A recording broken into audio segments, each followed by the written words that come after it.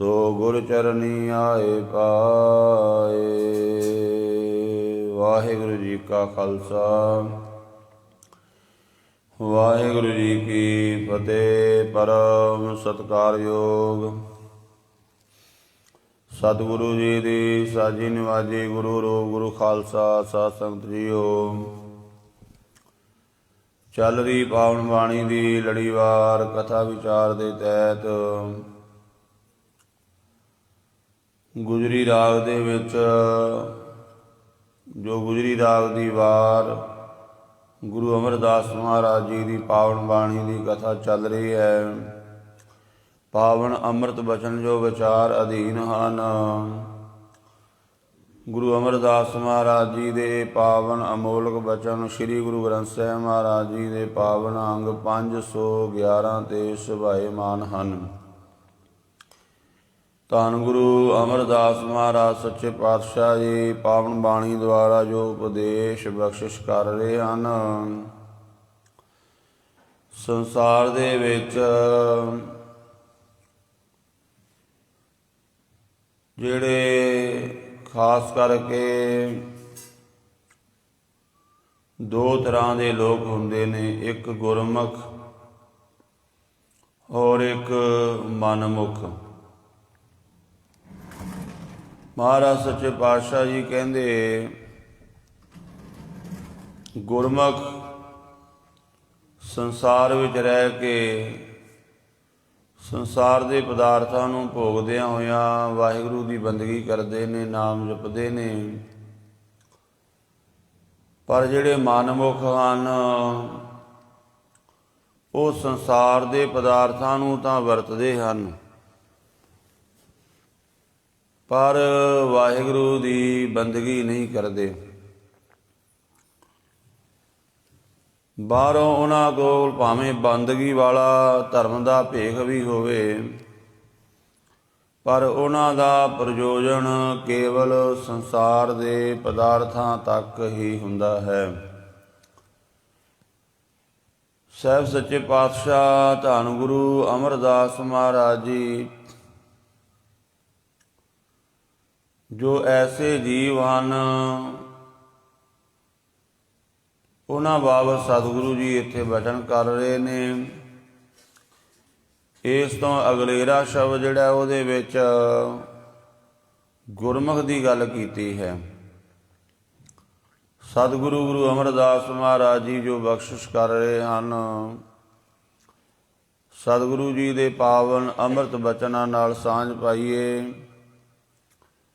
ਗੁਰੂ ਦੀ ਬਾਣੀ ਨਾਲ ਜੁੜਨਾ, ਗੁਰੂ ਨਾਲ ਹੀ ਜੁੜਨਾ ਹੈ। ਜਿਸ ਨੂੰ ਆਖਿਆ ਗਿਆ ਹੈ ਗੁਰੂ ਗੁਰੂ ਗੁਰ ਕਰ ਮਨ ਮੋਰ, ਗੁਰੂ ਬਿਨ ਗੁਰੂ ਗੁਰੂ ਗੁਰ ਕਰ ਮਨ ਮੋਰ, ਗੁਰੂ ਬਿਨਾ ਮੈਂ ਨਾਹੀ ਹੋਰ। ਗੁਰ ਕੀ ਟੇਕ ਰਹੋ ਦਿਨ ਰਾਤ, ਜਾਂ ਕੀ ਕੋਈ ਨਾ ਮੇਟੈ ਦਾਤ। ਸੋ ਆਓ ਗੁਰੂ ਚਰਨਾਂ ਵਿੱਚ ਹਾਜ਼ਰੀ ਲਵਾਓ, ਇੱਕ ਦਫਾ ਪਿਆਰ ਸਹਿਤ ਆਖੋ ਜੀ ਸਤਿਨਾਮ ਸ੍ਰੀ ਵਾਹਿਗੁਰੂ ਸਾਹਿਬ ਜੀ। ਸ਼ਲੋਕ ਮਹਲਾ ਤੀਜਾ। ਤ੍ਰਿਗ ਤਿਨਾ ਦਾ ਜੀਵਿਆ, ਜੋ ਹਰ ਸੁਖ ਪਰ ਹਰ ਤਿਆਗ ਦੇ। ਦੁਖ ਹੋਮੈ ਪਾਪ ਕਮਾਏ, ਉਹਨਾਂ ਦੇ ਜੀਵਨ ਨੂੰ ਤ੍ਰਿਗ ਕਾਰ ਹੈ, ਫਿੱਟ ਹੈ, ਲਾਹਨਤ ਹੈ। ਜੋ ਸੁਖ ਸਰੂਪ ਪਰਮਾਤਮਾ ਨੂੰ ਤਿਆਗ ਦਿੰਦੇ ਨੇ, ਛੱਡ ਦਿੰਦੇ ਨੇ, ਉਹਨਾਂ ਦੇ ਜੀਵਨ ਨੂੰ ਫਿਟਕਾਰ ਹੈ। ਤੇ ਉਹ ਕਰਦੇ ਕੀ ਹਨ? ਮਹਾਰਾਜ ਕਹਿੰਦੇ ਆਪਣੇ ਜੀਵਨ ਦੇ ਵਿੱਚ ਬਸ ਆਪਣੀ ਹੋਮੈ ਦੀ ਹੀ ਪੰਡ ਬੰਨ੍ਹੀ ਰੱਖਦੇ ਨੇ। ਉਸ ਕਰਕੇ ਦੁੱਖ ਤੇ ਪਾਪ ਇਕੱਠਾ ਕਰ ਲੈਂਦੇ ਨੇ, ਕਿਉਂਕਿ ਸਾਰੇ ਦੁੱਖ ਪਾਪਾਂ ਦਾ ਮੂਲ ਕਾਰਨ ਹੋਮੈ ਹੈ। ਇਸੇ ਕਰਕੇ ਗੁਰੂ ਪਾਤਸ਼ਾਹ ਜੀ ਕਹਿੰਦੇ ਭਾਈ ਇਸ ਹੋਮੈ ਤੋਂ ਬਚਣ ਦਾ ਯਤਨ ਕਰੋ। ਹੋਮੈ ਦੀਰਘ ਰੋਗ ਹੈ, ਵੱਡਾ ਰੋਗ ਹੈ ਹੋਮੈ ਦਾ, ਸਭ ਤੋਂ ਵੱਡਾ ਰੋਗ ਹੈ ਹੋਮੈ ਦਾ। ਇਸ ਤੋਂ ਬਚਣ ਦਾ ਯਤਨ ਕਰੋ। ਜੀਵ ਨੂੰ ਕੁਝ ਪ੍ਰਾਪਤ ਹੋ ਜਾਵੇ ਤੇ ਬੜੀ ਹੋਮੈ ਕਰਦਾ ਹੈ।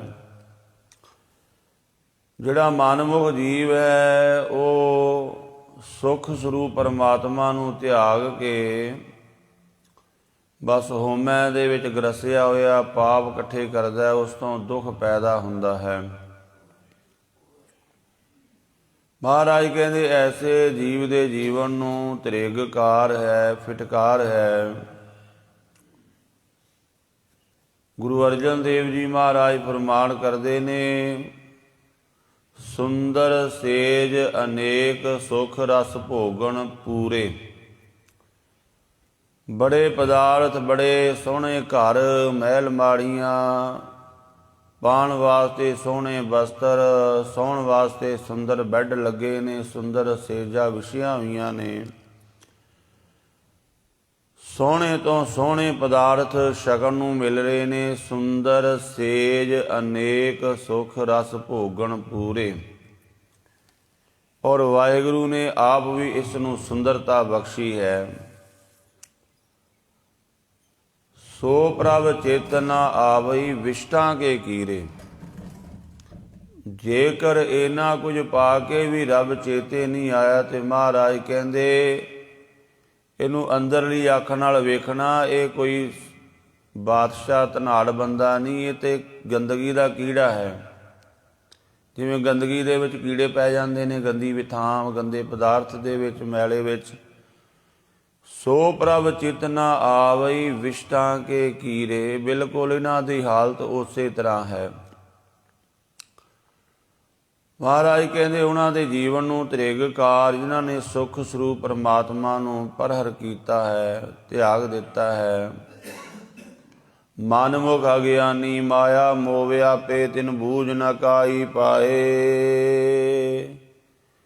ਉਹਦਾ ਕਾਰਨ ਦੱਸਦੇ ਨੇ ਮਹਾਰਾਜ ਕਹਿੰਦੇ ਜਿਹੜੇ ਮਨਮੁਖ ਅਗਿਆਨੀ ਜੀਵ ਬੇਸਮਝ ਹਨ, ਉਹ ਮਾਇਆ ਦੇ ਮੋਹ ਵਿੱਚ ਹੀ ਵਿਆਪੇ ਰਹਿੰਦੇ ਨੇ। ਸੰਸਾਰ ਦਾ, ਸੰਸਾਰ ਦੇ ਪਦਾਰਥਾਂ ਦਾ, ਸਰੀਰ ਦਾ, ਕਾਇਆ ਦਾ, ਇਹਦੇ ਮੋਹ ਦੇ ਵਿੱਚ ਹੀ ਵਿਆਪੇ ਰਹਿੰਦੇ ਨੇ। ਤਿਨ ਬੂਝ ਨਾ ਕਾਈ ਪਾਏ।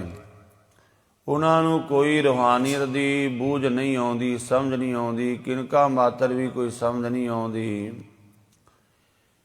ਸੰਸਾਰ ਦੇ ਪਦਾਰਥਾਂ ਦੇ ਮੋਹ ਦੇ ਵਿੱਚ, ਮਾਇਆ ਦੇ ਮੋਹ ਵਿੱਚ ਵਿਆਪਤ ਹੋ ਰਹੇ ਹਨ। ਹਲਤ ਪਲਤ ਹੋਏ ਸੁਖ ਨਾ ਪਾਵੈ, ਅੰਤ ਗਏ ਪਛਤਾਏ। ਹਲਤ ਪਲਤ, ਹਲਤ ਨਾਮ ਹੈ ਇਸ ਲੋਕ ਦਾ, ਪਲਤ ਪਰਲੋਕ। ਨਾ ਇੱਥੇ ਸੁਖ ਹੈ ਤੇ ਨਾ ਅੱਗੇ ਸੁਖ ਹੈ। ਆਤਮਕ ਸੁਖ ਉਹਨਾਂ ਦੇ ਕੋਲ ਨਹੀਂ ਹੁੰਦਾ। ਦੇਖਣ ਨੂੰ ਬਾਹਰੋਂ ਲੱਗਦਾ ਵੀ ਇਹਨਾਂ ਦੇ ਕੋਲ ਬੜੇ ਸੁੱਖ ਨੇ। ਜਿਵੇਂ ਪਾਕਿਸਤਾਨ ਦੇ ਵਿੱਚ ਹੁਣ ਉਹ ਨਗਰ ਹੈ, ਜ਼ਿਲ੍ਹਾ ਮਿੰਟ ਗੁਮਰੀ ਦਾ ਇੱਕ ਸ਼ਹਿਰ ਨਗਰ, ਜਿਸ ਦਾ ਨਾਮ ਉਸ ਸਮੇਂ ਸੱਤ ਘਰਾ ਸੀ। ਆਪਾਂ ਨੂੰ ਬਾਹਰੋਂ ਲੱਗਦੇ ਨੇ ਵੀ ਇਹ ਬਹੁਤ ਸੁਖੀ ਨੇ। ਜਦੋਂ ਬੰਦਾ ਕੋਲ ਬੈਠਦਾ ਫਿਰ ਪਤਾ ਲੱਗਦਾ ਵੀ ਅੰਦਰੋਂ ਕਿੰਨੇ ਚਿੰਤਾਤੁਰ ਹੋਏ ਨੇ, ਕਿੰਨੇ ਫਿਕਰ ਵਾਲੇ ਨੇ, ਕਿੰਨੇ ਦੁਖੀ ਨੇ। ਭਾਈ ਮਰਦਾਨਾ ਜੀ ਗੁਰੂ ਨਾਨਕ ਦੇਵ ਮਹਾਰਾਜ ਜੀ ਨੂੰ ਪੁੱਛਦੇ ਨੇ, ਮਹਾਰਾਜ ਤੁਸੀਂ ਆਪਣੀ ਮੁਬਾਰਕ ਰਸਨਾ ਤੋਂ ਆਖਦੇ ਹੋ ਕਿ ਨਾਨਕ ਦੁਖੀਆ ਸਭ ਸੰਸਾਰ, ਬਾਲੀ ਰੋਵੈ ਨਾਹੇ ਪਧਾਰ। ਨਾਨਕ ਦੁਖੀਆ ਸਭ ਸੰਸਾਰ। ਇੱਥੇ ਇੱਕ ਬੇਨਤੀ ਹੈ, ਜਿਹੜੀ ਇਹ ਪੰਕਤੀ ਹੈ ਨਾ, ਨਾਨਕ ਦੁਖੀਆ ਸਭ ਸੰਸਾਰ, ਇੱਕ ਪੰਕਤੀ ਮਨ ਮੁਖਾਂ ਨੇ, ਕੱਚਿਆਂ ਨੇ ਆਪਣੇ ਕੋਲੋਂ ਨਾਲ ਜੋੜੀ ਹੋਈ, ਤੇ ਕਈ ਵਾਰ ਆਪਾਂ ਵੀ ਉਹ ਪੜ੍ਹ ਜਾਂਦੇ ਹਾਂ। ਗੁਰੂ ਅਰਜਨ ਦੇਵ ਮਹਾਰਾਜ ਜੀ ਨੇ ਇਸੇ ਕਰਕੇ ਸ੍ਰੀ ਗੁਰੂ ਗ੍ਰੰਥ ਸਾਹਿਬ ਮਹਾਰਾਜ ਜੀ ਦੀ ਆਪਣੀ ਦੇਖ ਰੇਖ ਦੇ ਵਿੱਚ ਸੰਪਾਦਨਾ ਕੀਤੀ। ਫਿਰ ਗੁਰੂ ਗੋਬਿੰਦ ਸਿੰਘ ਮਹਾਰਾਜ ਜੀ ਨੇ ਸੰਪੂਰਨਤਾ ਕੀਤੀ, ਕਿਉਂਕਿ ਉਸ ਸਮੇਂ ਤੋਂ ਹੀ ਗੁਰੂ ਅਮਰਦਾਸ ਮਹਾਰਾਜ ਜੀ ਦੇ ਸਮੇਂ ਤੋਂ ਹੀ ਕੱਚੀ ਬਾਣੀ ਜਿਹੜੀ ਹੈ ਉਚਾਰਨ ਲੱਗ ਪਈ ਸੀ ਗੁਰੂ ਨਾਨਕ ਦੇ ਨਾਮ ਹੇਠਾਂ। ਤਾਂ ਹੀ ਤੇ ਗੁਰੂ ਅਮਰਦਾਸ ਮਹਾਰਾਜ ਜੀ ਆਨੰਦ ਸਾਹਿਬ ਦੀ ਬਾਣੀ ਵਿੱਚ ਬਚਨ ਕਰਦੇ ਨੇ, ਸਤਿਗੁਰੂ ਬਿਨਾ ਹੋਰ ਕੱਚੀ ਹੈ ਬਾਣੀ। ਬਾਣੀ ਤਾਂ ਕੱਚੀ, ਸਤਿਗੁਰੂ ਵਾਜੋਂ ਹੋਰ ਕੱਚੀ ਬਾਣੀ। ਤਾਂ ਇਹ ਪੰਕਤੀ ਨਾਲ ਪੜ੍ਹਦੇ ਨੇ, ਨਾਨਕ ਦੁਖੀਆ ਸਭ ਸੰਸਾਰ, ਸੋ ਸੁਖੀਆ ਜਿਸ ਨਾਮ ਆਧਾਰ। ਇਹ ਪੰਕਤੀ ਆਪਣੇ ਕੋਲੋਂ ਬਣਾ ਕੇ ਨਾਲ ਜੋੜ ਦਿੱਤੀ ਗਈ, ਹਾਲਾਂਕਿ ਇਹ ਪੰਕਤੀ ਨਹੀਂ ਹੈ। ਸੋ ਇਸ ਚੀਜ਼ ਦਾ ਵੀ ਆਪਾਂ ਨੂੰ ਧਿਆਨ ਰੱਖਣਾ ਚਾਹੀਦਾ ਹੈ, ਪੜ੍ਹਨਾ ਚਾਹੀਦਾ ਹੈ। ਇੱਕ ਇਸੇ ਤਰ੍ਹਾਂ ਹੋਰ ਸ਼ਲੋਕ ਜਦੋਂ ਕੋਈ ਪ੍ਰਸ਼ਾਦਾ ਛਕਦਾ ਛਕਾਉਂਦਾ ਹੈ ਉੱਥੇ ਵੀ ਪੜ੍ਹਿਆ ਜਾਂਦਾ ਹੈ। ਉੱਥੇ ਵੀ ਪੰਕਤੀਆਂ ਕੁਝ ਆਪਣੇ ਕੋਲੋਂ ਜੋੜੀਆਂ ਹੋਈਆਂ ਨੇ, ਵਿੱਚ ਗੁਰਬਾਣੀ ਮਿਕਸ ਕੀਤੀ ਹੋਈ ਹੈ। ਸੋ ਰਹੋ ਵਿਚਾਰ ਮਹਾਰਾਜ ਸੱਚੇ ਪਾਤਸ਼ਾਹ, ਤੁਸੀਂ ਆਪਣੀ ਮੁਬਾਰਕ ਰਸਨਾ ਤੋਂ ਆਖਦੇ ਹੋ ਸਾਰਾ ਸੰਸਾਰ ਦੁਖੀ ਹੈ। ਸੰਸਾਰ ਵਿੱਚ ਕੋਈ ਸੁਖੀ ਨਹੀਂ। ਮਹਾਰਾਜ ਕਹਿੰਦੇ ਭਾਈ ਨਾਮ ਤੋਂ ਬਿਨਾਂ ਭਾਈ ਮਰਦਾਨਿਆ ਕੋਈ ਸੁਖੀ ਨਹੀਂ। ਭਾਵੇਂ ਕੋਈ ਕਿੰਨਾ ਵੀ ਸਗਲ ਸ੍ਰਿਸ਼ਟ ਕੋ ਰਾਜਾ ਦੁਖੀਆ, ਸਾਰੀ ਸ੍ਰਿਸ਼ਟੀ ਦਾ ਰਾਜਾ ਬਣ ਕੇ ਵੀ ਦੁੱਖ ਹੈ ਉਹਨੂੰ। ਕੋਈ ਨਾ ਕੋਈ ਪੁੱਛ ਲਓ ਕਿਸੇ ਨੂੰ ਵੀ। ਸੱਤ ਘੜਾ ਸ਼ਹਿਰ ਦੇ ਵਿੱਚ ਪ੍ਰਵੇਸ਼ ਕਰ ਰਹੇ ਨੇ ਭਾਈ ਬਾਲਾ, ਭਾਈ ਮਰਦਾਨਾ ਗੁਰੂ ਨਾਨਕ ਦੇਵ ਜੀ ਦੇ ਨਾਲ ਨੇ। ਇੱਕ ਬਹੁਤ ਵੱਡੀ ਦੁਕਾਨ ਹੈ, ਉਹਦੇ ਤੇ ਇੱਕ ਸੇਠ ਬੈਠਾ ਹੈ। ਬੜਾ ਸੋਹਣਾ ਰੂਪ ਹੈ ਉਹਦਾ, ਦੂਰੋਂ ਪਤਾ ਲੱਗਦਾ ਹੈ ਬਹੁਤ ਨਾੜ ਬਣਦਾ ਹੈ। ਭਾਈ ਮਰਦਾਨੇ ਦੀ ਨਿਗਾਹ ਉਹਦੇ ਤੇ ਜਾ ਪਈ ਤੇ ਪੁੱਛਦੇ ਨੇ ਗੁਰੂ ਨਾਨਕ ਦੇਵ ਮਹਾਰਾਜ ਜੀ ਨੂੰ, ਮਹਾਰਾਜ ਇੱਕ ਬੇਨਤੀ ਹੈ, ਤੁਸੀਂ ਕਹਿੰਦੇ ਹੋ ਸਾਰਾ ਸੰਸਾਰ ਦੁਖੀ ਹੈ ਨਾਮ ਤੋਂ ਬਿਨਾਂ, ਮੈਨੂੰ ਉਹ ਸੇਠ ਬੜਾ ਸੁਖੀ ਲੱਗਦਾ। ਮਹਾਰਾਜ ਕਹਿੰਦੇ ਜਾ ਪੁੱਛ ਕੇ ਆ, ਕਿਉਂਕਿ ਦੇਖਣ ਵਿੱਚ ਔਰ ਜਾਣਨ ਵਿੱਚ ਬੜਾ ਫਰਕ ਹੁੰਦਾ ਹੈ। ਕੋਈ ਚੀਜ਼ ਆਪਾਂ ਦੇਖਦੇ ਹਾਂ ਨਾ ਬਾਹਰੋਂ, ਉਹ ਦੇਖਣ ਨੂੰ ਕੁਝ ਹੋਰ ਹੁੰਦਾ ਹੈ, ਜਦੋਂ ਉਹਨੂੰ ਪੜਚੋਲ ਕਰੀਏ ਨਾ, ਉਹਦੀ ਜਾਣ ਪਛਾਣ ਲਈਏ ਤਾਂ ਕੁਝ ਚੀਜ਼ ਹੋਰ ਹੀ ਨਿਕਲਦੀ ਹੈ। ਭਾਈ ਮਰਦਾਨਾ ਜੀ ਚਲੇ ਗਏ। ਗੁਰੂ ਨਾਨਕ ਪਾਤਸ਼ਾਹ ਕਹਿੰਦੇ ਅਸੀਂ ਨਗਰ ਤੋਂ ਬਾਹਰ ਬੈਠਦੇ ਹਾਂ, ਤੂੰ ਆ ਜਾਈਂ ਉੱਥੇ। ਭਾਈ ਮਰਦਾਨਾ ਜੀ ਗਏ। ਬਹੁਤ ਗਾਹਕ ਨੇ, ਭੀੜ ਜਦੋਂ ਗਈ ਹਟੀ, ਭਾਈ ਮਰਦਾਨਾ ਜੀ ਦਾ ਨੰਬਰ ਆਇਆ ਤੇ ਪੁੱਛਦੇ ਨੇ ਦੱਸੋ ਕੀ ਲੈਣਾ ਫਕੀਰ ਸਾਈਂ। ਉਹ ਕਹਿੰਦੇ ਮੈਂ ਤੁਹਾਡੇ ਨਾਲ ਵਚਨ ਕਰਨੇ ਨੇ ਦੋ ਚਾਰ, ਪਰ ਕਰਨੇ ਨੇ ਇਕੱਲਿਆਂ ਨਾਲ। ਦੁਕਾਨ ਬਹੁਤ ਵੱਡੀ ਸੀ, ਉਹਦੇ ਵਿੱਚ ਹੀ ਉਹਨੇ ਇੱਕ ਗੈਸਟ ਰੂਮ ਬਣਾਇਆ ਹੋਇਆ ਸੀ ਆਰਾਮ ਕਰਨ ਵਾਸਤੇ, ਇੱਕ ਆਪਣਾ ਵੱਖਰਾ, ਜਿੱਥੇ ਕੋਈ ਆਇਆ ਗਿਆ ਵੀ ਬੈਠਦਾ ਸੀ, ਉਹ ਵੀ ਆਰਾਮ ਕਰ ਲੈਂਦਾ ਸੀ। ਆਪ ਵੀ ਜਦੋਂ ਥੱਕ ਜਾਣਾ ਉੱਥੇ ਆਰਾਮ ਕਰ ਲੈਣਾ।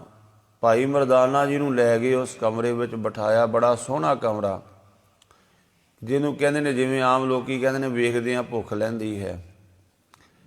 ਵੇਖ ਕੇ ਭਾਈ ਮਰਦਾਨਾ ਜੀ ਕਹਿੰਦੇ ਹੁਣ ਤਾਂ ਪੂਰੀ ਗਰੰਟੀ ਲੱਗਦੀ ਵੀ ਇਹ ਬੰਦਾ ਸੁਖੀ ਹੋਵੇਗਾ। ਹੁਣ ਪਤਾ ਲੱਗਦਾ ਵੀ ਇਹਨੂੰ ਵੇਖ ਕੇ ਇਹਦੇ ਸਾਰੇ ਕਾਰੋਬਾਰ ਨੂੰ ਵੀ ਇਹ ਨਹੀਂ ਦੁਖੀ ਹੋ ਸਕਦਾ।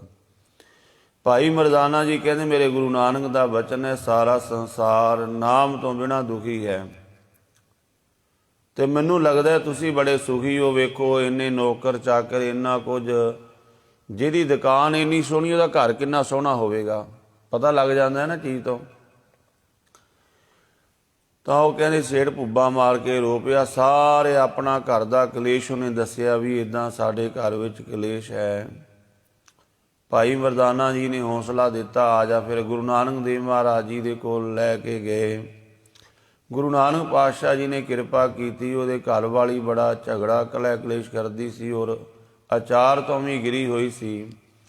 ਗੁਰੂ ਨਾਨਕ ਪਾਤਸ਼ਾਹ ਜੀ ਨੇ ਉਹਨੂੰ ਉਪਦੇਸ਼ ਦੇ ਕੇ ਉਹਦਾ ਵੀ ਭਲਾ ਕੀਤਾ, ਔਰ ਇਹਨਾਂ ਦੇ ਘਰ ਸੰਤਾਨ ਵੀ ਨਹੀਂ ਸੀ। ਸਮਾਂ ਪਾ ਕੇ ਮਹਾਰਾਜ ਕਹਿੰਦੇ ਸੇਵਾ ਕਰਿਆ ਕਰੋ ਸੰਤਾਂ ਦੀ, ਗੁਰਮੁਖਾਂ ਦੀ, ਰੱਬ ਦੇ ਬੰਦਗੀ ਕਰਨ ਵਾਲਿਆਂ ਦੀ, ਪਰਮਾਤਮਾ ਦਾ ਨਾਮ ਜਪਿਆ ਕਰੋ, ਸਾਰੀਆਂ ਦਾਤਾਂ ਦਿੰਦਾ ਹੈ। ਸਮਾਂ ਪਾ ਕੇ ਗੁਰੂ ਨਾਨਕ ਪਾਤਸ਼ਾਹ ਜੀ ਦੇ ਬਚਨਾਂ ਨੇ ਇਹਨਾਂ ਘਰ ਬੱਚਾ ਹੋਇਆ, ਪੁੱਤਰ ਪੈਦਾ ਹੋਇਆ। ਇਹਨਾਂ ਬੜੀਆਂ ਖੁਸ਼ੀਆਂ ਕੀਤੀਆਂ, ਗੁਰਮੁਖ ਬਣ ਗਏ।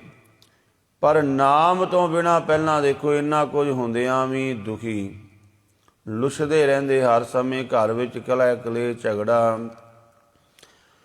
ਤੋ ਪਾਤਸ਼ਾਹ ਜੀ ਫਰਮਾਨ ਕਰਦੇ ਨੇ ਕਿ ਸੰਸਾਰੀ ਜੀਵ ਨਾ ਇੱਥੇ ਸੁੱਖ ਹੈ ਨਾ ਅੱਗੇ ਸੁੱਖ। ਜਿਹੜਾ ਇੱਥੋਂ ਦੁਖੀ ਹੋ ਕੇ ਮਰਿਆ ਅੱਗੇ ਵੀ ਸੁੱਖ ਨਹੀਂ ਪਾਵੇਗਾ। ਇਸ ਕਰਕੇ ਮਸਲਾ ਇੱਥੇ ਹੀ ਹੱਲ ਕਰ ਲੈਣਾ ਚਾਹੀਦਾ ਹੈ। ਜਿਵੇਂ ਭਗਤ ਬੇਣੀ ਜੀ ਕਹਿੰਦੇ ਨੇ, ਬੇਣੀ ਕਹਿ ਸੁਣੋ ਰੇ ਸੰਤੋ ਮਰਨ ਮੁਕਤ ਕੀ ਨਪਾਈ। ਕਹਿੰਦੇ ਦੱਸੋ ਕੋਈ ਆ ਕੇ ਦੱਸਿਆ ਕਿਸੇ ਨੇ ਵੀ ਮੈਂ ਮਰ ਕੇ ਮੁਕਤ ਹੋ ਗਿਆ? ਇੱਥੇ ਜੀਵਦੇ ਜੀ ਹੀ ਮੁਕਤੀ ਮਿਲਣੀ ਹੈ। ਉਹ ਆਪਾਂ ਅੱਗੇ ਵੀ ਇੱਕ ਦਿਨ ਵਿਚਾਰ ਕੀਤੀ ਸੀ, ਮੁਕਤੀ ਕਿਸ ਚੀਜ਼ ਤੋਂ ਲੈਣੀ ਹੈ। ਮੁਕਤੀ ਇਸ ਸਰੀਰ ਤੋਂ ਨਹੀਂ ਲੈਣੀ, ਇਹਨੇ ਤੇ ਇੱਕ ਦਿਨ ਆਪਣੇ ਆਪ ਹੀ ਛੱਡ ਜਾਣਾ ਹੈ। ਇਹਨੂੰ ਮੁਕਤੀ ਦੀ ਲੋੜ ਨਹੀਂ ਹੈ। ਮੁਕਤੀ ਆਪਾਂ ਆਪਣੇ ਮਨ ਨੂੰ ਵਿਕਾਰਾਂ ਤੋਂ ਮੁਕਤ ਕਰਾਉਣਾ ਹੈ। ਜਿਹੜੇ ਬੰਧਨ ਵਿਕਾਰਾਂ ਦੇ ਪਏ ਨੇ, ਕਾਮ ਕ੍ਰੋਧ ਲੋਭ ਮੋਹ ਹੰਕਾਰ ਦੇ, ਜਿਹੜੇ ਸਾਡੇ ਮਨ ਨੂੰ ਬੰਧਨ ਪਏ ਹੋਏ ਨੇ, ਬਸ ਉਹ ਬੰਧਨ ਤੋੜਨੇ ਨੇ। ਉਹ ਬੰਧਨ ਕਿਵੇਂ ਟੁੱਟਣਗੇ? ਗੁਰੂ ਦੇ ਸ਼ਬਦ ਨਾਲ। ਗੁਰੂ ਅਰਜਨ ਦੇਵ ਮਹਾਰਾਜ ਜੀ ਦਾ ਇੱਕ ਸ਼ਬਦ ਸਾਹਮਣੇ ਆ ਗਿਆ ਹੈ ਆਸਾ ਰਾਗ ਦੇ ਵਿੱਚ। ਮਹਾਰਾਜ ਕਹਿੰਦੇ, ਚਾਰ ਬਰਨ ਚੌਹਾਂ ਕੇ ਮਰਦਨ ਖਟ ਦਰਸ਼ਨ ਕਰ ਤਲੀਰੇ, ਸੁੰਦਰ ਸੁਗਰ ਸਰੂਪ ਸਿਆਣੇ ਪੰਚੋ ਹੀ ਮੋਏ ਸ਼ਲੀਰੇ। ਇਹ ਵਿਕਾਰ ਐਸੇ ਬਲ ਵਾਲੇ ਨੇ, ਚਾਰੇ ਵਰਨਾਂ ਦੇ ਲੋਕਾਂ ਨੂੰ, ਭਾਵ ਸਾਰੀ ਸ੍ਰਿਸ਼ਟੀ ਨੂੰ ਆਪਣੇ ਵਸ ਵਿੱਚ ਕੀਤਾ ਹੋਇਆ ਹੈ। ਭਾਵੇਂ ਕੋਈ ਕਿੰਨਾ ਸੋਹਣਾ ਹੈ, ਭਾਵੇਂ ਕੋਈ ਕਿੰਨਾ ਸਿਆਣਾ ਹੈ, ਗਿਆਨੀ ਹੈ, ਬੜੀਆਂ ਸੋਹਣੀਆਂ ਗੱਲਾਂ ਜਾਣਦਾ ਹੈ ਗਿਆਨ ਦੀਆਂ, ਮਹਾਰਾਜ ਕਹਿੰਦੇ ਸਾਰਿਆਂ ਉੱਪਰ ਹੀ ਹਾਵੀ ਹੋਏ ਫਿਰਦੇ ਨੇ। ਸੁੰਦਰ ਸੁਗਰ ਸਰੂਪ ਸਿਆਣੇ ਪੰਚੋ ਹੀ ਮੋਏ ਸ਼ਲੀਰੇ। ਫਿਰ ਇਹ ਬੜਾ ਸੋਹਣਾ ਰੂਪ ਬਣ ਕੇ ਆਉਂਦੇ ਨੇ। ਇਹ ਵਿਕਾਰ ਜਿਹੜੇ ਨੇ ਬੜੇ ਸੋਹਣੇ ਰੂਪ ਬਣ ਕੇ ਆਉਂਦੇ ਨੇ। ਜਿਵੇਂ ਮਾੜੀ ਚੀਜ਼ ਵੇਚਣੀ ਹੋਵੇ ਨਾ ਮਾਰਕੀਟ ਦੇ ਵਿੱਚ, ਉਸ ਬੜਾ ਸੋਹਣਾ ਪੈਕਿੰਗ ਬੜੀ ਵਧੀਆ ਕਰਕੇ, ਲੇਬਲ ਬੜਾ ਵਧੀਆ ਲਾ ਕੇ ਵੇਚਦੇ ਨੇ, ਇਸੇ ਤਰ੍ਹਾਂ ਵੀ ਰੂਪ ਧਾਰਨ ਕਰਕੇ ਆਉਂਦੇ ਨੇ। ਤੇ ਬੰਦੇ ਨੂੰ ਇਹ ਨਹੀਂ ਲੱਗਦਾ ਵੀ ਇਹ ਮੈਨੂੰ ਠੱਗਣ ਆਏ ਨੇ, ਸੋਚਦਾ ਇਹ ਤਾਂ ਮੇਰੀ ਲੋੜ ਹੈ, ਮੇਰੀ ਚੀਜ਼ ਹਨ। ਜਿਨ ਮਿਲ ਮਾਰੇ ਪੰਚ ਸੂਰ ਵੀਰ ਐਸੋ ਕੌਣ ਬਲੀ ਰੇ, ਜਿਨ ਪੰਚ ਮਾਰ ਬਿਦਾਰ ਗੁਜ਼ਾਰੇ ਸੋ ਪੂਰਾ ਏ ਕਲੀ ਰੇ। ਫਿਰ ਮਹਾਰਾਜ ਇਹ ਵੀ ਕਹਿੰਦੇ ਨੇ ਕਿ ਇਹ ਇੰਨੇ ਬਲ ਵਾਲੇ ਨੇ, ਇਹਨਾਂ ਦੀ ਸੈਨਾ ਬੜੀ ਵੱਡੀ ਹੈ। ਅੱਗੇ ਕਈ ਤਰ੍ਹਾਂ ਦੀ ਇਹਨਾਂ ਦੀ ਸੈਨਾ। ਦਸਮ ਪਾਤਸ਼ਾਹ ਗੁਰੂ ਗੋਬਿੰਦ ਸਿੰਘ ਮਹਾਰਾਜ ਜੀ ਜਦੋਂ 24 ਅਵਤਾਰਾਂ ਦੀ ਕਥਾ ਲਿਖਦੇ ਨੇ, ਉੱਥੇ ਮਹਾਰਾਜ ਰੁਦਰਾ ਅਵਤਾਰ ਦੇ ਵਿੱਚ ਇਹਦੀ ਕਥਾ ਲਿਖਦੇ ਨੇ ਇਹਨਾਂ ਦੀ, ਵੀ ਕਿੰਨੇ ਬਲ ਵਾਲੇ ਹਨ, ਬੜੇ ਬਲ ਵਾਲੇ ਹਨ। ਮਹਾਰਾਜ ਕਹਿੰਦੇ ਐਸੇ ਬਲ ਵਾਲੇ ਨੇ ਕਿ ਜੀਵ ਨੂੰ ਪਤਾ ਵੀ ਨਹੀਂ ਲੱਗਦਾ, ਔਰ ਜੀਵ ਦਾ ਸਾਰਾ ਕੁਝ ਖੋਹ ਲੈਂਦੇ ਹਨ। ਧੰਨ ਗੁਰੂ ਅਮਰਦਾਸ ਮਹਾਰਾਜ ਜੀ ਕਹਿੰਦੇ ਕਿ ਜੀਵ ਹਲਤ ਪਲਤ ਹੋਏ ਸੁਖ ਨਾ ਪਾਵੈ, ਅੰਤ ਗਏ ਪਛਤਾਏ। ਇਹ ਵੀ ਲੋਕ ਖਰਾਬ ਕਰ ਲਿਆ, ਪਰ ਲੋਕ ਵੀ ਵਿਕਾਰਾਂ ਤੋਂ ਮੁਕਤ ਹੋਣਾ ਸੀ, ਉਹ ਤਰੀਕਾ ਸਿੱਖਿਆ ਨਹੀਂ ਹੈ। ਇੱਕ ਜਗਿਆਸੂ ਅਰਦਾਸ ਕਰਦਾ ਹੈ ਗੁਰੂ ਚਰਨਾਂ ਦੇ ਵਿੱਚ ਵੀ ਵਿਕਾਰਾਂ ਤੋਂ ਮੈਂ ਕਿਵੇਂ ਬਚ ਸਕਦਾ ਹਾਂ। ਉਹ ਸਾਰੀ ਵਿਥਿਆ ਗੁਰੂ ਅਰਜਨ ਦੇਵ ਜੀ ਮਹਾਰਾਜ ਆਪਣੇ ਇੱਕ ਸ਼ਬਦ ਦੇ ਵਿੱਚ ਲਿਖਦੇ ਨੇ, ਗੌੜੀ ਰਾਗ ਦੇ ਵਿੱਚ ਉਹ ਸ਼ਬਦ ਹੈ, ਰਾਖ ਪਿਤਾ ਪ੍ਰਭ ਮੇਰੇ ਮੋਏ ਨਿਰਗੁਣ ਸਭ ਗੁਣ ਤੇਰੇ। ਹੈ ਵਾਹਿਗੁਰੂ ਸੱਚੇ ਪਾਤਸ਼ਾਹ, ਮੈਂ ਤੇਰਾ ਬੱਚਾ ਬਾਲਕ ਹਾਂ, ਮੈਨੂੰ ਵਿਕਾਰਾਂ ਕੋਲੋਂ ਰੱਖ ਬਚਾ ਮੈਨੂੰ। ਰਾਖ ਪਿਤਾ ਪ੍ਰਭ ਮੇਰੇ ਮੋਏ ਨਿਰਗੁਣ ਸਭ ਗੁਣ ਤੇਰੇ। ਮੇਰੇ ਵਿੱਚ ਤਾਂ ਮੇਰੇ ਔਗਣ ਹੀ ਹਨ, ਪਰ ਜਿਹੜੇ ਮੇਰੇ ਵਿੱਚ ਗੁਣ ਨੇ ਇਹ ਮੇਰੇ ਨਹੀਂ, ਇਹ ਤੇਰੇ ਦਿੱਤੇ ਹੋਏ ਨੇ। ਵੇਖੋ ਆਪਾਂ ਨੂੰ ਬੋਲਣ ਦਾ ਗੁਣ ਦਿੱਤਾ, ਇਹ ਰੱਬ ਨੇ ਦਿੱਤਾ ਹੋਇਆ ਹੈ। ਆਪਾਂ ਬੋਲ ਕੇ ਮਾੜਾ ਬੋਲ ਕੇ, ਗੰਦਾ ਬੋਲ ਕੇ, ਫਿੱਕਾ ਬੋਲ ਕੇ, ਨਿੰਦਿਆ ਕਰਕੇ ਇਹ ਔਗਣ ਆਪ ਇਕੱਠਾ ਕਰਦੇ ਹਾਂ। ਰੱਬ ਨੇ ਤੇ ਬੋਲਣ ਦਾ ਗੁਣ ਦਿੱਤਾ ਬੜਾ ਸੋਹਣਾ। ਰੱਬ ਨੇ ਸੁਣਨ ਦਾ ਬੜਾ ਸੋਹਣਾ ਗੁਣ ਦਿੱਤਾ ਹੈ, ਵੀ ਸੁਣ ਇਹਨਾਂ ਕੰਨਾਂ ਦੇ ਨਾਲ। ਆਪਾਂ ਕੀ ਸੁਣਦੇ ਹਾਂ? ਗੰਦ ਮੰਦ, ਨਿੰਦਿਆ ਚੁਗਲੀ, ਗੰਧਨ ਵੈਣ ਸੁਣੈ ਰੁਝਾਵੈ, ਨਾਮ ਲੈ ਤਕਾਇਆ। ਰੱਬ ਨੇ ਅੱਖਾਂ ਦੇਖੀਆਂ ਨੇ, ਸੰਸਾਰ ਵਿੱਚੋਂ ਮੈਨੂੰ ਵੇਖਣਾ ਕਰ, ਮੈਂ ਸੰਸਾਰ ਦੇ ਵਿੱਚ ਹੀ ਹਾਂ। ਪਰ ਆਪਾਂ ਇਹਨਾਂ ਅੱਖਾਂ ਨਾਲ ਕੀ ਕਰਦੇ ਹਾਂ? ਮਾੜਾ ਵੇਖਦੇ ਹਾਂ। ਵਾਹਿਗੁਰੂ ਨੇ ਤਾਂ ਗੁਣ ਸਾਡੇ ਵਿੱਚ ਭਰੇ ਸੀ, ਪਰ ਅਸੀਂ ਔਗਣ ਇਕੱਠੇ ਕਰ ਲਏ। ਮੋਹੇ ਨਿਰਗੁਣ ਸਭ ਗੁਣ ਤੇਰੇ, ਪੰਚ ਬਿਖਾਦੀ ਏਕ ਗਰੀਬਾ। ਜੀਵ ਆਤਮਾ ਕੱਲੀ ਹੈ, ਉਹਨੂੰ ਪੰਜ ਭਲਵਾਨਾਂ ਨੇ ਘੇਰਾ ਪਾ ਲਿਆ, ਜਿਹੜੇ ਬੜਾ ਵਿਖਾਦ ਕਰਨ ਵਾਲੇ ਨੇ, ਝਗੜਾ ਕਰਨ ਵਾਲੇ ਨੇ। ਪੰਚ ਬਿਖਾਦੀ ਏਕ ਗਰੀਬਾ, ਰਾਖੋ ਰਾਖਣ ਹਾਰੇ। ਖੇਦ ਕਰੈ ਅਰ ਬਹੁਤ ਸੰਤਾਵੈ, ਆਇਓ ਸ਼ਰਨ ਤੁਹਾਰੇ। ਬੜਾ ਦੁਖੀ ਕਰਦੇ ਨੇ, ਮਹਾਰਾਜ ਮੈਂ ਤੁਹਾਡੀ ਸ਼ਰਨ ਵਿੱਚ ਆਇਆ। ਕਰ ਕਰ ਹਾਰਿਓ ਅਨਕ ਬਭਾਂਤੀ, ਛੋਟਾ ਕਤੋਂ ਨਾਹੀ। ਏਕ ਬਾਤ ਸੁਣ ਤਾਕੀ ਓਟਾ, ਸਾਧ ਸੰਗ ਮਿਟ ਜਾਈ। ਬੜੇ ਯਤਨ ਮੈਂ ਆਪਣੇ ਵੱਲੋਂ ਕੀਤੇ ਨੇ ਵੀ ਨਾ ਤੂੰ ਬਚ ਜਾਵਾਂ, ਪਰ ਇਹ ਘੇਰ ਲੈਂਦੇ ਨੇ। ਫਿਰ ਸੁਣਿਆ ਹੈ ਕਿ ਗੁਰੂ ਦੀ ਸੰਗਤ ਵਿੱਚ ਇਹਨਾਂ ਤੋਂ ਛੁਟਕਾਰਾ ਮਿਲ ਜਾਂਦਾ ਹੈ। ਜਿਵੇਂ ਭੱਟ ਕੀਰਤ ਜੀ ਕਹਿੰਦੇ ਨੇ, ਹਮ ਅਵਗੁਣ ਭਰੇ ਏਕ ਗੁਣ ਨਾਹੀ, ਅੰਮ੍ਰਿਤ ਛਾੜ ਵਿਖੈ ਵਿਖਾਈ। ਮਾਇਆ ਮੋਹ ਭਰਮ ਪੈ ਭੂਲੇ, ਸੁਤ ਦਾਰਾ ਸਿਉ ਪ੍ਰੀਤ ਲਗਾਈ। ਉਤਮ ਪੰਥ ਸੁਣਿਓ ਗੁਰ ਸੰਗਤ ਤੇ, ਮਿਲੰਤ ਜਮ ਤਰਾਸ ਮਿਟਾਈ। ਇੱਕ ਅਰਦਾਸ ਭਾਟ ਕੀਰਤ ਕੀ ਗੁਰੂ ਰਾਮਦਾਸ ਰਾਖੋ ਸਰਨਾਈ। ਗੁਰੂ ਦੀ ਸੰਗਤ ਵਿੱਚ ਜੰਮ ਕਿਹੜੇ ਨੇ? ਕਾਮ, ਕ੍ਰੋਧ, ਲੋਭ, ਮੋਹ, ਹੰਕਾਰ। ਜਦੋਂ ਤੱਕ ਆਪਾਂ ਗੁਰੂ ਦੀ ਸੰਗਤ ਵਿੱਚ ਬੈਠਦੇ ਹਾਂ, ਨਾ ਕਾਮ, ਨਾ ਕ੍ਰੋਧ, ਨਾ ਲੋਭ, ਨਾ ਮੋਹ, ਨਾ ਹੰਕਾਰ। ਪਰ ਜਿਵੇਂ ਹੀ ਗੁਰੂ ਦੀ ਸੰਗਤ ਤੋਂ ਦੂਰ ਹੁੰਦੇ ਹਾਂ, ਇਹ ਧਾਵਾ ਕਰ ਦਿੰਦੇ ਨੇ। ਗੁਰੂ ਦੀ ਸੰਗਤ ਵਿੱਚ ਆਪਾਂ ਸਦੀਵੀ ਕਿਵੇਂ ਰਹਿ ਸਕਦੇ ਹਾਂ? ਇੱਕੋ ਤਰੀਕਾ ਹੈ, ਗੁਰੂ ਗੁਰੂ ਜਪੀ ਚਲੋ। ਰਸਤੇ ਵਿੱਚ ਆਉਂਦਿਆਂ ਜਾਂਦਿਆਂ ਬਾਣੀ ਦਾ ਅਭਿਆਸ ਤਾਂ ਬਚਾ ਹੋਵੇਗਾ, ਨਹੀਂ ਜਦੋਂ ਹੀ ਅਭਿਆਸ ਛੱਡਿਆ ਬਸ ਇਹਨਾਂ ਨੇ ਹਮਲਾ ਕਰਕੇ ਢਾ ਲੈਣਾ ਹੈ। ਕਰ ਕਰ ਹਾਰਿਓ ਅਨਕ ਭਾਂਤੇ ਛੋਡੇ ਕਤੂ ਨਾਹੀ। ਏਕ ਬਾਤ ਸੁਣ ਤਾਕੀ ਓਟਾ ਸਾਧ ਸੰਗ ਮਿਟ ਜਾਈ। ਕਰ ਕਿਰਪਾ ਸੰਤ ਮਿਲੇ ਮੋਹੇ ਤਿੰਨ ਤੇ ਧੀਰਜ ਪਾਇਆ। ਰੱਬ ਦੇ ਪਿਆਰੇ ਮਿਲ ਗਏ। ਜਦੋਂ ਬੰਦਾ ਦੁਖੀ ਹੁੰਦਾ ਨਾ, ਘਰੋਂ ਬਾਹਰ ਨਿਕਲਦਾ ਤੇ ਪੁੱਛਦਾ ਵੀ ਮੇਰਾ ਦੁੱਖ ਕਿੱਥੋਂ ਮਿਟੇਗਾ। ਇਸੇ ਤਰ੍ਹਾਂ ਜਦੋਂ ਅੰਦਰ ਦਾ ਖੋਜੀ ਕੋਈ ਚੱਲਿਆ ਤੇ ਉਹਨੂੰ ਵੀ ਰੱਬ ਦੇ ਪਿਆਰੇ ਮਿਲ ਗਏ। ਤੁਸੀਂ ਜੋ ਵੀ ਜਿਸ ਤਰ੍ਹਾਂ ਦੀ ਵੀ ਚੀਜ਼ ਲੈਣ ਜਾਓਗੇ ਨਾ, ਬਾਜ਼ਾਰ ਵਿੱਚੋਂ ਮਿਲ ਜਾਵੇਗੀ ਤੁਹਾਨੂੰ। ਇਸੇ ਤਰ੍ਹਾਂ ਦੁਨੀਆ ਵਿੱਚ ਜੇ ਰੱਬ ਨੂੰ ਖੋਜੋਗੇ ਤੇ ਰੱਬ ਵੀ ਮਿਲ ਜਾਵੇਗਾ, ਪਰ ਖੋਜ ਵਾਸਤੇ ਤੁਰਨਾ ਪਵੇਗਾ, ਉਸ ਤਰ੍ਹਾਂ ਦਾ ਆਪਣੇ ਆਪ ਨੂੰ ਬਣਾਉਣਾ ਪਵੇਗਾ। ਤੇ ਜਦੋਂ ਤੁਰੇ ਰੱਬ ਦੇ ਪਿਆਰੇ ਮਿਲ ਗਏ, ਕਹਿੰਦੇ ਕੀ ਲੱਭਦਾ ਫਿਰਨਾ ਹੈ? ਕਰ ਕਿਰਪਾ ਸੰਤ ਮਿਲੇ ਮੋਹੇ ਤਿੰਨ ਤੇ ਧੀਰਜ ਪਾਇਆ। ਉਹਨਾਂ ਨੇ ਹੌਸਲਾ ਦੇਤਾ, ਡਰ ਨਾ। ਆਪਣੀ ਵਿਥਿਆ ਦੱਸੀ, ਮੈਨੂੰ 5 ਵਕਾਰ ਚਿੰਬੜੇ ਨੇ। ਸੰਤੀ ਮੰਤ ਦਿਓ ਮੋਹੇ ਨਿਰਭਉ। ਮੰਤ ਕਹਿੰਦੇ ਨੇ ਸਲਾਹ ਮਸ਼ਵਰਾ। ਉਹਨਾਂ ਨੇ ਕਹਿੰਦੇ ਤੂੰ ਡਰਿਆ ਨਾ ਕਰ, ਤੈਨੂੰ ਇੱਕ ਮਸ਼ਵਰਾ ਸਲਾਹ ਦਿੰਦੇ ਆ, ਤੈਨੂੰ ਡਰ ਨਹੀਂ ਲੱਗੇਗਾ ਇਹਨਾਂ ਕੋਲੋਂ, ਇਹ ਤੇਰਾ ਕੁਝ ਨਹੀਂ ਵਿਗਾੜ ਸਕਣਗੇ। ਸੰਤੀ ਮੰਤ ਦਿਓ ਮੋਹੇ ਨਿਰਭਉ। ਨਿਰਭਉ ਹੋਣ ਦਾ ਮੈਨੂੰ ਮੰਤਰ ਦੇ ਦਿੱਤਾ ਉਹਨਾਂ ਨੇ। ਗੁਰ ਕਾ ਸ਼ਬਦ ਕਮਾਇਆ। ਕਹਿੰਦੇ ਵਾ ਗੁਰੂ ਗੁਰੂ ਜਪਿਆ ਕਰ, ਸ਼ਬਦ ਬਾਣੀ ਪੜ੍ਹੀ ਜਾਇਆ ਕਰ। ਉੱਠਦਿਆਂ ਬਹਿੰਦਿਆਂ ਰਸਤੇ ਵਿੱਚ ਆਉਂਦਿਆਂ ਜਾਂਦਿਆਂ ਨਾ ਬਾਣੀ ਨਹੀਂ ਛੱਡਣੀ ਚਾਹੀਦੀ। ਆਪਣਾ ਕੰਮ ਇੰਨਾ ਕਿ ਵੀ 5 ਬਾਣੀਆਂ ਪੜ੍ਹ ਲਈਆਂ ਬਸ ਬਹੁਤ ਹੈ ਹੁਣ, ਤੇ ਫਿਰ ਕਹਿੰਦੇ ਆ ਵਿਕਾਰਾਂ ਤੋਂ ਖਲਾਸੀ ਨਹੀਂ ਹੁੰਦੀ। ਵੇਖੋ ਇਹ ਮੰਤਰ ਦੇਤਾ ਰੱਬ ਦੇ ਪਿਆਰਿਆਂ ਨੇ। ਗੁਰ ਕਾ ਸ਼ਬਦ ਕਮਾਇਆ ਜੀਤ ਲਿਏ ਹੋਏ ਮਹਾਂ ਬਖਾਦੀ। ਸਹਿਜ ਸੁਹੇਲੀ ਬਾਣੀ ਕਹੋ ਨਾਨਕ ਮਨ ਭਿਆ ਪ੍ਰਗਾਸਾ। ਪਾਇਆ ਪਦ ਨਿਰਵਾਣੀ। ਨਿਰਵਾਣ ਪਦ ਵੀ ਮਿਲ ਗਈ। ਤੋ ਪਾਤਸ਼ਾਹ ਫਰਮਾਨ ਕਰ ਰਹੇ ਨੇ ਗੁਰੂ ਅਮਰਦਾਸ ਮਹਾਰਾਜ ਜੀ, ਮਨਮੁਖ ਜੀਵ ਉਹਨੇ ਆਪਣਾ ਲੋਕ ਵੀ ਖਰਾਬ ਕਰ ਲਿਆ, ਪਰ ਲੋਕ ਵੀ ਖਰਾਬ ਕਰ ਲਿਆ। ਔਰ ਇੱਥੋਂ ਜਦੋਂ ਗਏ ਬੜੇ ਪਛਤਾਉਂਦੇ ਹੋਏ ਗਏ ਵੀ ਜਿਸ ਕੰਮ ਵਾਸਤੇ ਆਏ ਸੀ ਉਹ ਤੇ ਸਾਹਸ ਨਹੀਂ ਹੋਇਆ। ਗੁਰ ਪ੍ਰਸਾਦੀ ਕੋ ਨਾਮ ਧਿਆਏ ਤਿਸ ਵਿੱਚੋਂ ਮੈਂ ਜਾਏ। ਗੁਰੂ ਦੀ ਕਿਰਪਾ ਨਾਲ ਕੋਈ ਨਾਮ ਧਿਆਉਂਦਾ ਹੈ, ਕਿਉਂਕਿ ਗੁਰੂ ਦੀ ਕਿਰਪਾ ਲੈਣੀ ਬੜੀ ਔਖੀ ਹੈ, ਬਾਕੀ ਕੰਮ ਸੌਖੇ ਨੇ। ਗੁਰੂ ਜਿਵੇਂ ਆਪਾਂ ਨੂੰ ਕਹਿੰਦਾ ਹੈ ਆਪਾਂ ਉਸ ਤਰ੍ਹਾਂ ਕਰਦੇ ਨਹੀਂ, ਫਿਰ ਕਿਰਪਾ ਨਹੀਂ ਮਿਲਦੀ। ਜਿਹੜੇ ਗੁਰੂ ਦੀ ਕਿਰਪਾ ਲੈ ਲੈਂਦੇ ਨੇ ਉਹਨਾਂ ਦੇ ਅੰਦਰੋਂ ਹਉਮੈ ਚਲੀ ਜਾਂਦੀ ਹੈ, ਉਹ ਨਾਮ ਧਿਆਉਂਦੇ ਨੇ। ਨਾਨਕ ਜਿਸ ਪੂਰਬ ਹੋਵੇ ਲਿਖਿਆ ਸੋ ਗੁਰ ਚਰਣੀ ਆਏ ਪਾਏ। ਜਿਨ੍ਹਾਂ ਦੇ ਪੂਰਬਲੇ ਚੰਗੇ ਕਰਮ ਨੇ ਉਹ ਆਪਣੇ ਆਪ ਨੂੰ ਗੁਰੂ ਦੀ ਚਰਨੀ ਵਿੱਚ ਆ ਕੇ ਪਾ ਦਿੰਦੇ ਨੇ, ਭਾਵ ਗੁਰੂ ਦੇ ਹੋ ਜਾਂਦੇ ਨੇ। ਮਹੱਲਾ ਤੀਜਾ। ਮਨਮੁਖ ਊਦਾ ਕੋਲ ਹੈ ਨਾ ਤਿਸ ਭਗਤ ਨਾ ਨਾਓ। ਮਨਮੁਖ ਦਾ ਹਿਰਦਾ ਜਿਹੜਾ ਨਾ ਉਹ ਉਲਟਿਆ ਹੋਇਆ ਕਮਲ ਹੈ, ਤੇ ਮਹਾਰਾਜ ਕਹਿੰਦੇ ਨਾ ਉੱਥੇ ਭਗਤੀ ਹੈ ਨਾ ਉੱਥੇ ਰੱਬ ਦਾ ਨਾਮ ਹੈ, ਕਿਉਂਕਿ ਹਿਰਦਾ ਜਿਹੜਾ ਹੈ ਸੰਸਾਰ ਵਾਲੇ ਪਾਸੇ ਹੋਇਆ ਪਿਆ ਹੈ, ਰੱਬ ਵਾਲੇ ਪਾਸੇ ਨਹੀਂ ਹੈ।